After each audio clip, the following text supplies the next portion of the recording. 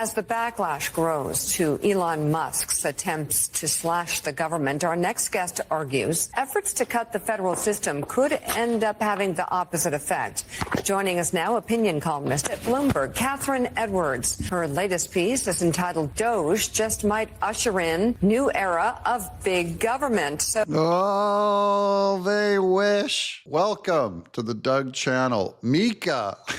They're praying, they're hoping, please let Doge's slashing government end up creating a bigger government. Please let there be bad news.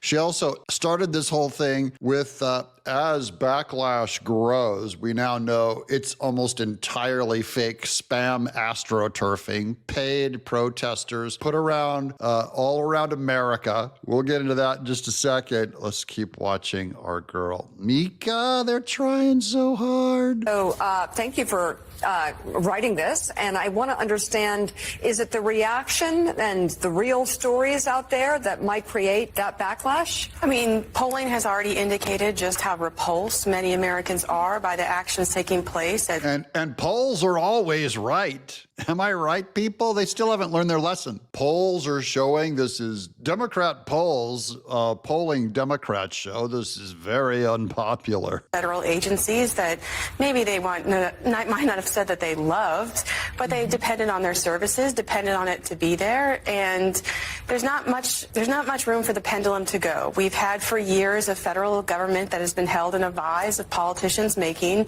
not adequately funded to deliver the services they would like, but kept at a minimum.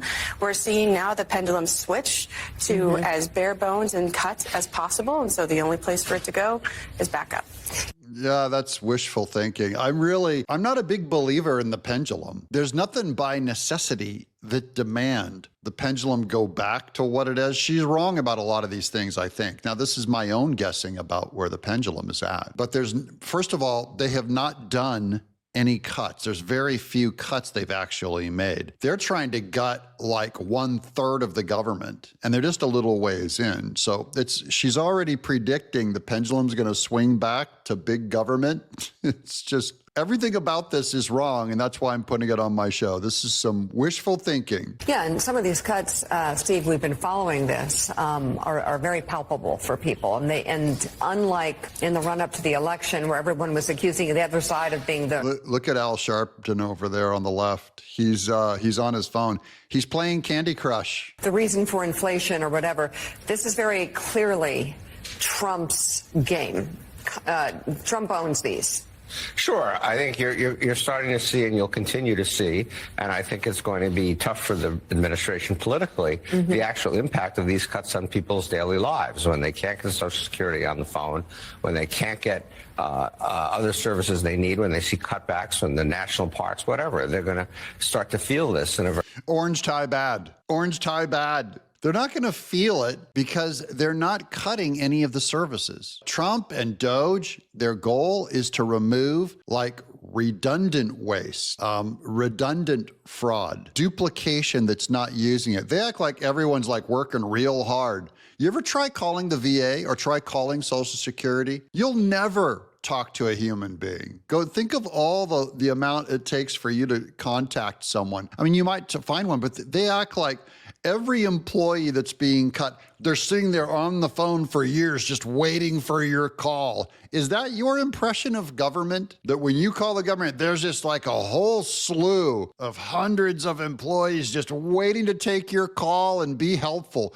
Go call the IRS. It's hilarious. Very personal way. And I think that Catherine is right that we're going to see a backlash against that, and people are going to call for all this stuff to be restored. How far it goes and whether the pendulum actually swings further back from where it was before all this started, I think is a question mark. But at least I think you're going to find that this kind of massive shrinking of the government is not going to survive. They're saying that you want to go back into debt. What if Trump does that check that they've talked about paying, where all the savings, you'll get a check? It was about $5,000 per American per year, and now it's getting up to about $10,000 per American. If they cut that check, if they give you more of your taxes back and allow you to spend your money in instead of wasting it on government. This is ridiculous. Anyways, this is wishful thinking. They're making all of this up. This is MSNBC. There's no proof of this, no proof of the window, no proof of the pendulum, no proof that cuts are even that unpopular, no proof that Trump and Doge are cutting people that answer phones at Social Security or shut down national parks of people that actually need to run the national parks. What we do know is that if we continue this government, and right now, half of the money of the budget is going to pay down